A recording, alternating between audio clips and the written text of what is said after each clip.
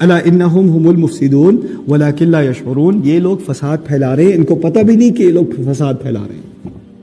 یہ لوگ یہ سمجھتے ہیں کہ بڑا اچھائی کا کام کر رہے ہیں, لیکن اصل میں یہی گند کی جڑ ہے. انہوں نے ہی سارا مسئلہ شروع کیا ہوا ہے. یہ بات بہت گہری بات ہے کہ ہمیں اب بہت غور سے اپنے اندر جھانک کر دیکھنا پڑے گا کہ کیا میں جو بات کر رہا ہوں وہ واقعی میرا خیال ہے. میرے بارے میں تو اپنا اوپینین میرا یہ تھا کہ میں بڑی اچھی بات کر رہا ہوں. کیا یہ ممکن ہے کہ میں ہی فساد پھیلا رہا ہوں؟ کیا یہ ممکن ہے کہ میں ہی فساد کی جڑ ہوں؟ اسی کے تحت بس 1-2 منٹ میں اور لوں گا آپ سے, اور ایک چھوٹی سی بات کا ذکر کر دوں. انشاءاللہ اگلی نشست میں ذرا تفصیلی بات کروں گا اس پہ. کچھ ہماری جب دینی طبقے میں, پوری امت میں, صرف ہمارے انڈیا پاکستان بنگلہ دیش وغیرہ میں نہیں, پوری دنیا میں جب دینی طبقے میں کچھ باتیں ہوتی ہیں, ہمارے حلقے ہوتے ہیں, جلوس ہوتے ہیں, کانفرنس ہوتی ہے, ہمارے مسجد کے بعد کچھ ذکر ہوتا ہے, تو اس میں کچھ قسمیں ہیں, کچھ قسم کی بات ہوتی ہے. اور ان میں سے کچھ کیٹیگوریز ایسی ہیں جو بالکل ذہن ہے ہمارے لیے, امت کو برباد کر رہی ہیں. اس میں سے 1-2 میں آپ کے سامنے رکھ دوں. کچھ لوگوں کا سارا پیشہ ہی یہی ہے کہ وہ آپ کو بتائیں کہ یہ دوسرا فرقہ کتنا کافر ہے. اس کی ساری توانائی, اس کی ساری تحقیق اس بات میں نکل گئی کہ وہ آدمی کتنا کافر ہے, وہ لوگ کتنے خراب ہیں, اور وہ کیسے جہنمی ہیں, ان سے دور رہو. کسی دوسرے مسلمان گروہ کے بارے میں اس نے کوئی اچھی بات آپ کو بتانی ہی نہیں, اس کا ٹائم ہی نہیں ہے, اس کا سارا ٹائم لگا ہوا ہے آپ کو اس کے بارے میں وارننگ دینے میں. اور آپ اس دوسرے گروہ کے بعد جائیں تو وہ کس کام میں لگا ہوا ہے؟ وہ ان لوگوں کے خلاف وارننگ دینے میں مشغول ہے, اس کو اور کوئی کام نہیں. یعنی دونوں ایک دوسرے کی دشمنی میں, اور آیتیں دونوں کے پاس ہیں, حدیثیں دونوں کے پاس ہیں, لیکن حدیثوں کا استعمال کس میں ہے؟ ایک دوسرے کی دشمنی میں. یعنی یہ حدیثیں اور یہ آیتیں ہمیں ان کی خدمت کرنی تھی, ہمیں ان کے نیچے ہمیں پڑھنا تھا, ان کی حکمت سے ہمیں اخذ کرنا تھا. لیکن اب یہ آیات اور یہ حدیث ہماری دشمنی میں, ہماری خدمت میں استعمال کی جا رہی ہیں. یہ زہر ہے, یہ امت کے لیے زہر ہے. اگر آپ اس میں سے کسی قسم کے حلقے میں بیٹھے ہوں اور کسی اور کے بارے میں بات ہو رہی ہو, تو آپ اپنے آپ کو فارغ کر کے کہیں اور آپ جا کے سو جائیں. آپ کا وقت زیادہ استعمال ہوگا, بہتر اگر آپ سو رہے ہوں گے, ٹھیک ہے نا. آپ جا کے امی کو کال کریں, اپنی ثواب کمائیں, ماں سے بات کر رہے ہو, بس اس حلقے سے آپ نکل جاؤ, اس میں آپ کا کوئی فائدہ نہیں. دوسرے ہمارے حلقے جو زہر ہیں, یہ بھی فساد کی جڑ ہے. یہ میں فساد کی بات ہو رہی ہے نا, لوگ سمجھتے ہیں بڑی اصلاح کا کام کر رہے ہیں, میں امت کی خیر کے لیے بتا رہا ہوں, یہ لوگ کافر ہیں, یہ شیطان ہے, یہ دجال ہے, یہ ہے, یہ وہ ہے. دوسرا جو زہر ہے جو بہت تیزی سے پھیل رہا ہے, وہ یہ ہے کہ لوگ, کوئی بہت گہری بات ہوتی ہے ہمارے دین کی, بہت گہری, جس بات کو سمجھنے کے لیے آپ کو آیات میں, جسے عربی میں کہتے ہیں التبحر فی الآیات, التعمق فی الآیات, آپ کو آیات کے سمندر میں غوطہ لگانا پڑے گا, آپ کو ایسے بات سمجھ نہیں آئے گی. افلا یتدبرون القرآن, وہ قرآن پر گہرا تدبر کیوں نہیں کرتے کیوں نہیں؟ ایسی کچھ ایسی باتیں ہیں جو صرف ایک دفعہ کرنے سے سمجھ نہیں آتی, اس میں بہت تدبر کی ضرورت ہے, بہت سوچنے کی ضرورت ہے, اور اس میں سے غلط نتیجہ نکالنا بڑا خطرناک ہے. اور اب کیا ہوا ہے, وہی چیزیں جس میں تدبر کی ضرورت ہوتی ہے, بہت سوچ کی ضرورت ہوتی ہے, اور انسان لاکھ دفعہ سوچے اپنا منہ کھولنے سے پہلے, اب وہی باتیں اتنی آسانی سے کی جا رہی ہیں اور بغیر کسی سوچ سمجھ کے کی جا رہی ہیں, اور دین کے نام پہ کی جا رہی ہیں, کہ لوگ سمجھتے ہیں یہ تو بات سمپل سی بات ہے, میں نے تو سنا ہے اس کے بارے میں, میں نے خطبہ سنا تھا اس کے بارے میں نے یہ یوٹیوب ویڈیو دیکھی تھی اس کے بارے میں, اس میں سے جہاد کا مسئلہ, فتح کا مسئلہ, غیر مسلمانوں سے تعلق کا مسئلہ, یہ مسائل قرآن میں بہت گہرا مطالعہ ہے, کوئی چھوٹی بات نہیں ہے. ہمارے ہاں بہت سمپل سی تصویر کھینچی ہوئی ہے کہ جو غیر مسلم ہیں وہ نجس ہیں, وہ گند ہیں, وہ پلید ہیں, ان کو تم ہاتھ نہیں لگا سکتے, وہ تمہیں سلام کریں تو ان کا جواب بھی مت دینا, تم دوسری طرف چلے جانا, اگر وہ مسجد میں آئے تو استغفر اللہ العظیم, تمہیں اسپیشل کلیننگ بلوانی پڑے گی.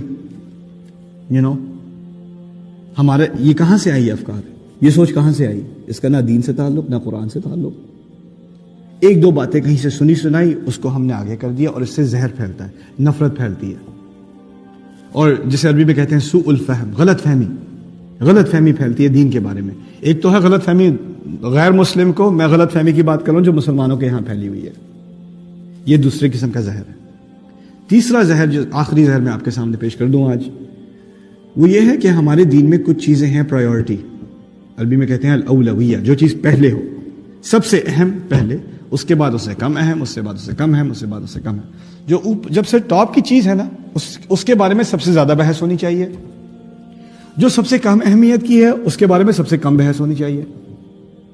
اصل میں یہی تو عدل کا تقاضا ہے کہ اگر آپ کہیں کام کرتے ہیں اور آپ کا باس آپ سے کہے یہ سب سے اہم کام ہے، اس کو پہلے ختم کرو، اور جب تمہیں ٹائم ملے تو یہ دوسرا کام بھی کر لینا، اور آپ دوسرے کام میں لگ جائیں پہلا کام کیے بغیر، تو آپ کا باس آپ سے خفا نہیں ہوگا، آپ کو فائر نہیں کرے گا. تمہیں کام نہیں کرنا آتا، تمہیں میں نے کہا تھا وہ پرائیورٹی ہے تمہاری.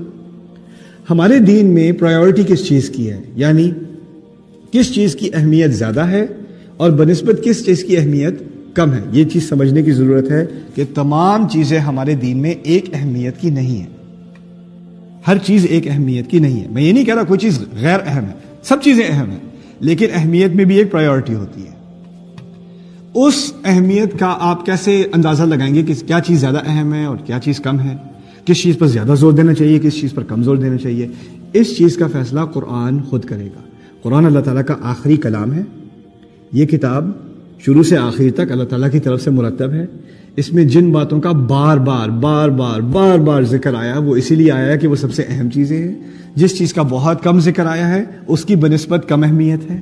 سمجھ رہے ہیں بات؟ ہمارے ہاں کیا ہوا ہے، جس چیز کے بارے میں قرآن ہمیشہ بات کرتا ہے، تقوی کے بارے میں بات کرتا ہے، عدل کے بارے میں بات کرتا ہے، انصاف کے بارے میں بات کرتا ہے، سچائی کے بارے میں بات کرتا ہے، بار بار وہی بات آتی ہے. اخوت کے بارے میں بات کرتا ہے، لوگوں کو معاف کرنے کے بارے میں بات کرتا ہے، دعوت کے بارے میں بات کرتا ہے، خدا کی طرف بلانے کے بارے میں بات کرتا ہے، صبر کی بات کرتا ہے. یہ باتیں ہمارے یہاں بہت کم ہیں، بہت کم. جب بات ہوتی ہے تو کس پہ ہوتی ہے؟ نیل پالش حرام ہے کہ نہیں،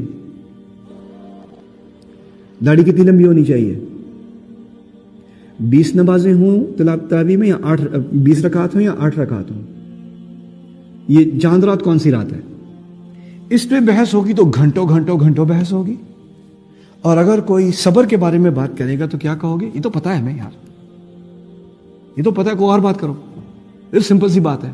اگر اتنی سمپل بات ہوتی تو اللہ کے آخری کلام میں اتنی زیادہ تکرار، اتنی زیادہ ریپیٹیشن کہ کس چکر میں، کیوں؟ یہ قرآن اللہ تعالیٰ نے خود فرمایا نا، علم القرآن، اس نے قرآن سکھایا. دیکھیے آپ کو بتانے میں اور آپ کو سکھانے میں زمین آسمان کا فرق ہے.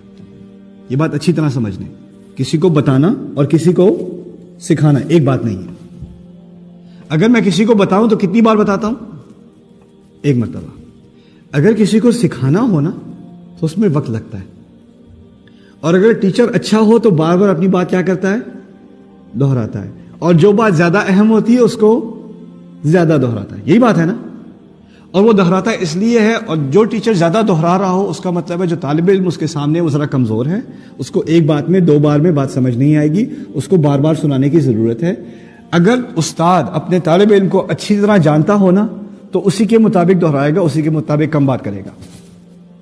اللہ تعالیٰ انسان کو اچھی طرح جانتا ہے. الا یعلم من خلق، کیا اسے نہیں پتا کیا بنایا تھا، کسے بنایا ہے؟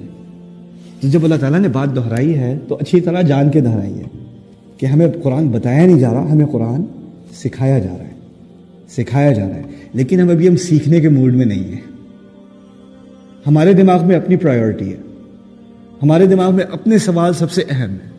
جن سوالوں کا جواب اللہ تعالیٰ دینا چاہ رہا ہے وہ سوال ہمارے ہاں کم اہمیت کے ہیں. بس ہمیں وہ آیات دکھا دو یا وہ حدیث دکھا دو. دیکھو لوگ کیا پوچھتے ہیں آ کے، کوئی دعا ہے ہماری جو وائف ایکسپیکٹ کر رہی ہے، کوئی دعا، خاص دعا بتا دیں قرآن میں سے، یہ ہمارا مسئلہ ہے اس کے لیے ہم ایک دعا دے دیں. باقی ہمیں قرآن سے کیا واسطہ.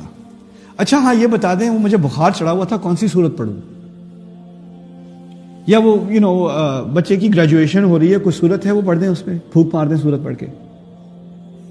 یہ قرآن کا فائدہ ہے آپ کے ہاں. یہ قرآن سکھانے آیا تھا آپ کو. آپ اندازہ کریں ان ان میں سے کسی چیز کا میں انکار نہیں کر رہا. دعا کیجئے، آپ دبا کے کیجئے دعا، سارے دن دعا کریں. آپ مجھ سے کوئی آگے پوچھتا میں کون سی دعا کروں، میں کہتا ہوں ساری کیا کرو. نہیں کوئی خاص دعا بتائیں جو میں پڑھوں تو سارے مسئلے حل ہو جائیں. میں نے کہا اچھا ٹھیک ہے میں تمہیں بتاتا ہوں. تمہاری دعا، تمہیں عربی آتی ہے؟ نہیں عربی نہیں آتی. اچھا تم ایسا کرو، تم دعا اردو میں کرو اور صاف دل سے کرو. اللہ تعالیٰ کو اردو آتی ہے، اللہ تعالیٰ کو تمہاری سمجھ آ جائے گی. اسے کوئی خاص کلمات جو مسنون دعائیں ہیں ان کی بڑی اہمیت ہے، بڑی قدر ہے. لیکن اگر یہ دعائیں صرف رٹا کر کے تم نے ایسے ہی سنا دی اور تمہارے دل میں سے کچھ بھی نہیں گزرا ان کا کوئی فائدہ نہیں، ان کا کوئی فائدہ نہیں۔ اصل مقصد انسان کا اللہ تعالیٰ کے ساتھ دل کا لگاؤ ہے، جب وہ نہیں ہے تو اور کیا ہے؟